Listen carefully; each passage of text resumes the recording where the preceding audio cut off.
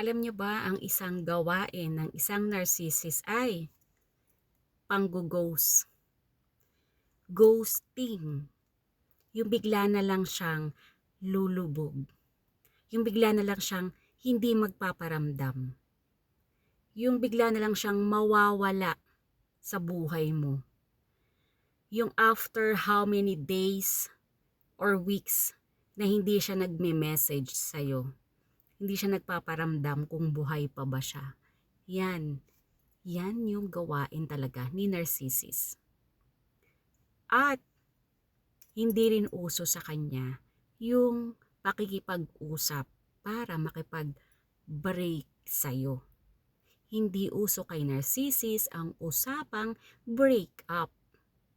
It's either kung ikaw makikipag-break hindi siya papayag or si narcissist is manggo-ghost na lang siya sa'yo. Kusa na lang siyang hindi magpaparamdam sa'yo kapag i-discard ka na niya. Dahil nandoon na siya sa kanyang bagong supply. So wag na kayong magtaka at magtanong, bakit niya ako gino-ghost?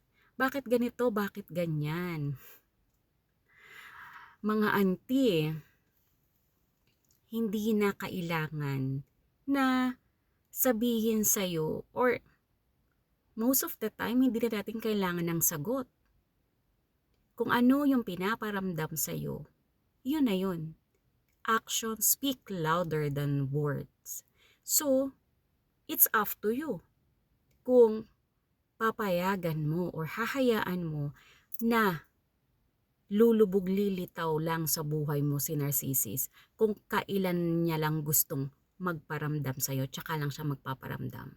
Tapos ikaw naman, tatanggap-tanggap ka lang din. So, mamimihasa yan si narcissist kasi alam niya na F na F mo siya. Patay na patay ka sa kanya, gustong gusto mo siya. So, kapag dinos ka na ni narcissist, let him. Hayaan mo siyang mawala sa buhay mo. Much better.